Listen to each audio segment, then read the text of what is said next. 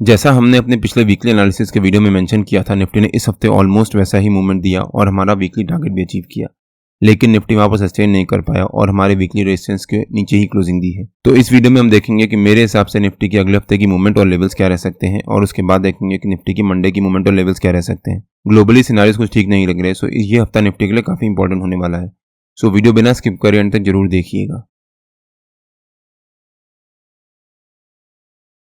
Hello friends, welcome to trade to spend. Nifty के weekly analysis के एक और वीडियो में आपका स्वागत है। होप आपने हमारा पिछले हफ्ते का वीडियो देखा होगा जिसमें हमने अपने इस हफ्ते के लेवल शेयर किए थे।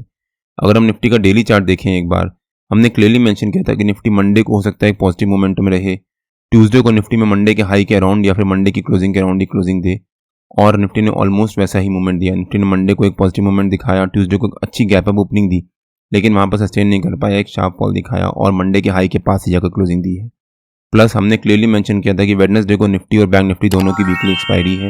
हो सकता है वेडनेसडे को निफ्टी में एक बहुत अच्छी रिकवरी रहे, और निफ्टी ने वेडनेसडे की बहुत अच्छी रिकवरी दिखाई, एक नया ऑल टाइम हाई बनाया और उसी के पास जाकर क्लोजिंग दी। लेकिन वेडनेसडे ऑनवर्ड्स यूएस मार्केट में नेगेटिव न्यूज आने लग गई, जिसका इंपैक्ट निफ्टी पे जरूर पड़ा, और फ्राइडे को निफ्टी ने एक शार्प फॉल दिखाया और हमारा जो वीकली रेजिस्टेंस था उसी के नीचे जाकर क्लोजिंग दी है। हमारा इस हफ्ते का वीकली रेजिस्टेंस है 22,620 के आसपास, और निफ्टी ने उसी के नीचे जाकर क्लोजिंग दी है। प्लस अगर आप ध्यान से देखो तो निफ्टी डेली बेसिस पे इस ट्रेंड लाइन से सपोर्ट ले रहा था, और फ्राइडे को निफ्टी ने उस ट्रेंड लाइन के सपोर्ट को भी ब्रेक किया और उसके नीचे क्लोजिंग दी है, जो कि निफ्टी के लिए नेगेटिव हो जाता है। हमारा वीकली टारगेट था 22,730 के आसपास, और हमने अपने वीकली एनालिसिस के वीडियो में क्लियरली एक्सप्लेन भी किया था। अगर आपने हमारा वीकली एनालिसिस का वो वीडियो नहीं देखा है तो उसका लिंक मैंने डिस्क्रिप्शन में डाल दिया है, और आपको ऊपर यहाँ पर आई बटन में मिल जाएगा।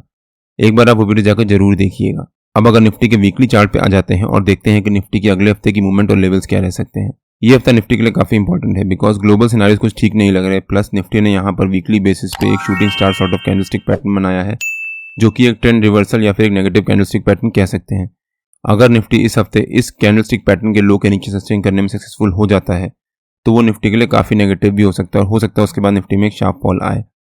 Plus shooting star candlestick pattern अगर जो अप ट्रेंड की जर्नी चल रही हो उसके टॉप पे जाकर बने, और वैसा ही हुआ है। अभी शूटिंग स्टार एक अप ट्रेंड की जर्नी के टॉप पे जाकर बना है, जो कि अगेन ट्रेंड रिवर्सल को इंडिकेट करता है। तो ये हफ्ता निफ्टी के लिए काफी इंपॉर्टेंट होने वाला है। इस समय यूएस और ईरान की टेंशन बढ़ती जा रही हैं, जिसका इंपैक्ट निफ्टी पे मंडे को जरूर पड़ सकता है, और हो सकता है निफ्टी में मंडे को एक नेगेटिव मूवमेंट रहे, निफ्टी एक शार्प फॉल दिखाए और उसके बाद ट्यूसडे को उस फॉल को कंटिन्यू करे, और फिर वेडनेसडे ऑनवर्ड निफ्टी वहां से एक साइडवेज मूवमेंट में ट्रेड करना शुरू करे, एक रेंज बनाना शुरू करे वेडनेसडे, थर्सडे, फ्राइडे, और फाइनली अगले हफ्ते से निफ्टी वापस एक रिकवरी आना शुरू हो। जो भी ग्लोबल टेंशन्स चल रही हैं उसका इंपैक्ट निफ्टी पे जरूर पड़ेगा, और उसका इंपैक्ट शायद 2-3 दिन पड़ सकता है, जो कि धीरे धीरे फेड आउट हो जाएगा। और मैंने अपने पिछले कुछ वीडियोस में कवर भी किया है कि कोई भी इवेंट बेस्ड अगर फॉल आता है तो 2-3 दिन 4 दिन सस्टेन करता है, depending upon the type of event, और धीरे धीरे वो फेड आउट होने के बाद रिकवरी वापस आना शुरू हो जाती है। इस समय कोई भी कंट्री वॉर अफोर्ड नहीं कर सकती। अगर कोई नया वॉर शुरू होता है तो उसका इंपैक्ट ग्लोबल मार्केट पर जरूर पड़ेगा, और हो सकता है उसका एक बहुत नेगेटिव इंपैक्ट भी पड़े।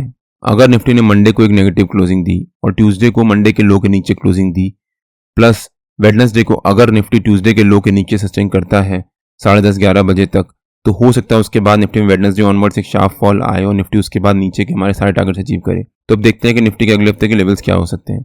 निफ्टी का जो हमारा इस हफ्ते का रेजिस्टेंस है 22,620, वही निफ्टी का हमारा अगले हफ्ते का रेजिस्टेंस भी रह सकता है, और जो निफ्टी का हमारा इस हफ्ते का सपोर्ट था 22,120, वो निफ्टी का अगले हफ्ते का सपोर्ट रह सकता है। तो हो सकता है निफ्टी अगले हफ्ते 22,620 as a resistance, 22,120 as a support, इसी रेंज के बीच में ट्रेड करे। मंडे को अगर निफ्टी हमारे सपोर्ट के अराउंड ट्रेड करता है और क्लोजिंग दे देता है, और ट्यूसडे को मंडे के लो के नीचे क्लोजिंग देता है, तो वेडनेसडे का दिन निफ्टी के लिए काफी इंपॉर्टेंट हो जाएगा। अगर निफ्टी वेडनेसडे को ट्यूसडे के लो के नीचे सस्टेन कर जाता है शुरू के आधा एक घंटा, मतलब 10:30-11 बजे तक, और उसके बाद हो सकता है निफ्टी में एक शार्प फॉल आए।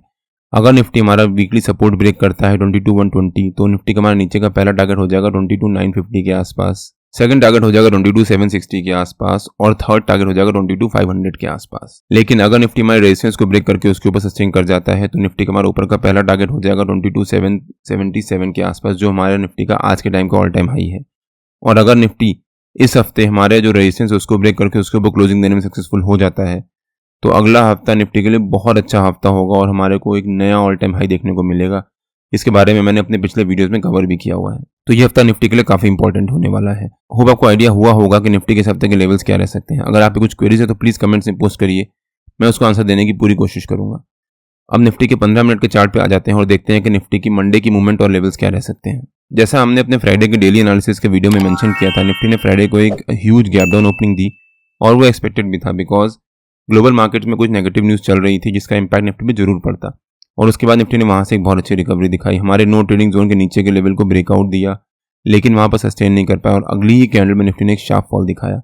फिर निफ्टी ने एक रेंज बनाना शुरू किया और धीरे धीरे रिकवरी दिखाते हुए हमारे नो ट्रेडिंग जोन के नीचे के लेवल के पास से आकर निफ्टी ने फिर से रेजिस्टेंस लेना शुरू किया। जब निफ्टी यहाँ पर इस रेंज का निफ्टी ने ब्रेकआउट दिया था तब हम यहाँ पर जम करके कॉल बाय कर सकते थे, लेकिन वहाँ पर हमने वेट किया। क्यों?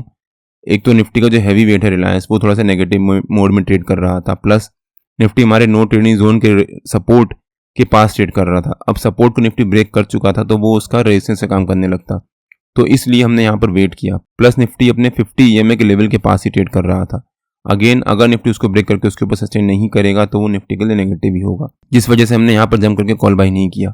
और अच्छा ही हुआ, अगर हमने यहाँ पर जम करके कॉल बाय किया होता अगली ही कैंडल में निफ्टी ने एक शार्प फॉल दिखाया और हमारा स्टॉप लॉस बड़ी तेजी से हिट हुआ होता। और हमने अपने फ्राइडे के डेली एनालिसिस के वीडियो में क्लियरली मेंशन भी किया था कि अगर निफ्टी एक गैप डाउन ओपनिंग देता है तो जम करके पुट बाय या कॉल सेल मत करिएगा, हो सकता है निफ्टी में रिकवरी आए। और हमने एक्सप्लेन भी किया था। अगर आपने मेरा डेली एनालिसिस का वो वीडियो नहीं देखा है तो उसका लिंक मैंने डिस्क्रिप्शन में डाल दिया है और आपको ऊपर यहाँ पर आई बटन में मिल जाएगा, एक बार आप वो वीडियो जाकर जरूर देखिएगा। और अगर आपने यहाँ पर जम करके पुट बाय किया होता तो निफ्टी ने एक बहुत अच्छी रिकवरी दिखाई, फिर आपको यहाँ पर स्टॉप लॉस हिट हुआ होता। अगर आपने रिकवरी को देख के अगेन यहाँ पर कॉल बाय किया होता तो निफ्टी ने अगली ही कैंडल में एक शार्प फॉल दिखाया, फिर आपका स्टॉप लॉस हिट हुआ होता। और उसके बाद जब निफ्टी ने यहाँ से रिकवरी दिखाना शुरू किया तब भी अगर आपने यहाँ पर जंप करके पुट बाय किया होता तो आपको फिर से लॉस हुआ होता। इसीलिए मैं ऑलमोस्ट अपने हर एक वीडियो में मेंशन करता हूँ, कोई भी स्टॉक या इंडेक्स जिसको आप ट्रैक कर रहे हो उसको एक रेंज बनाने दीजिए। जब वो उस रेंज का ब्रेकआउट या ब्रेकडाउन देगा तब हम उसमें बाइंग या सेलिंग करेंगे। जब निफ्टी ने यहाँ पर फॉल दिखाना शुरू किया तब मैंने अपने व्हाट्सएप प्रीमियम ब्रॉडकास्ट में शेयर किया था कि मैं 22,600 का वीकली पुट बाय कर रहा हूँ 111 रुपये पे।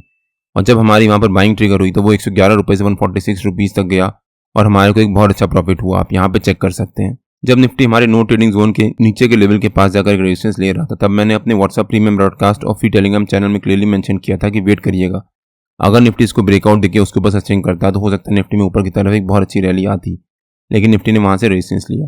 नो ट्रेडिंग जोन्स मेरे लिए काफ़ी इंपॉर्टेंट होते हैं। निफ्टी और बैंक निफ्टी के नो ट्रेडिंग जोन्स में डेली बेसिस पे अपने यूट्यूब चैनल में शेयर करता रहता हूँ। अगर आपने मेरा यूट्यूब चैनल सब्सक्राइब नहीं किया है तो प्लीज़ सब्सक्राइब कर लीजिएगा और बेल आइकन जरूर हिट कर लीजिएगा और अपने दोस्तों को भी शेयर करिए। अब देखते हैं कि निफ्टी की मंडे की मूवमेंट कैसी रह सकती है। निफ्टी ने फ्राइडे को एक शार्प फॉल दिखाया और हमारा जो 200 EMA का लेवल था 15 मिनट के चार्ट पे उसको भी ब्रेकडाउन दिया, उसके नीचे क्लोजिंग दी है जो कि निफ्टी के लिए नेगेटिव हो जाता है। प्लस ग्लोबल सिनेरियोज भी इस समय ठीक नहीं चल रहे हैं और ईरान और US की टेंशन बढ़ती जा रही हैं। अब इसके चलते अगर निफ्टी ने एक ह्यूज गैप डाउन ओपनिंग दी और वहाँ पर अगर सस्टेन कर गया तो हो सकता है निफ्टी इस फॉल को कंटिन्यू करे और एक लो के पास जाकर क्लोजिंग दे। मंडे के लेवल्स मैं अभी इस वीडियो में शेयर नहीं करूंगा बिकॉज मैं वेट करूंगा निफ्टी का। हो सकता है निफ्टी में मंडे को एक ह्यूज गैप डाउन ओपनिंग हो करीब 100-150 पॉइंट की, वहाँ पर निफ्टी थोड़ी देर सस्टेन करे, एक रेंज बनाए, रेंज बनाने के बाद निफ्टी उस रेंज का जिस डायरेक्शन में ब्रेकआउट या ब्रेकडाउन देगा तब हम उस डायरेक्शन में बाइंग या सेलिंग करेंगे। इसके बारे में मैं अपने फ्री टेलीग्राम चैनल में रेगुलर बेसिस पे अपडेट करता हूं और मंडे को भी अपडेट कर दूंगा। अगर आपने मेरा फ्री टेलीग्राम चैनल ज्वाइन नहीं किया है तो उसका लिंक मैंने डिस्क्रिप्शन में डाल दिया है और आप मेरे को टेलीग्राम में ट्रेड टू स्पेंड नाम से सर्च मार्केट ज्वाइन कर सकते हैं। अगर आपको वीडियो अच्छा लगा हो तो please like share and subscribe और बेल आइकन जरूर हिट कर लीजिएगा सो दैट जब भी मैं अपना अगला वीडियो पोस्ट करूँ आपको नोटिफिकेशन आ जाए। मंडे को मार्केट में मिलते हैं। टिल देन जय श्री राम एंड जय हिंद।